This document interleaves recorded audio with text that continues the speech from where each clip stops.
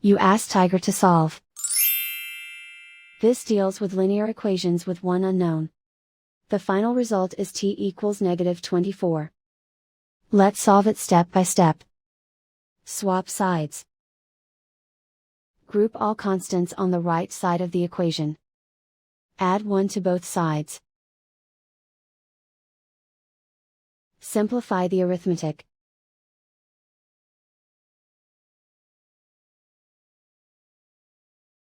Isolate the t. Multiply both sides by 3. Group like terms.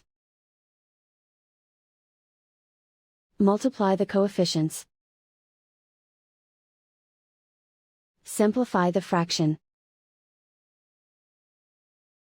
Simplify the arithmetic. And so the final result is t equals -24.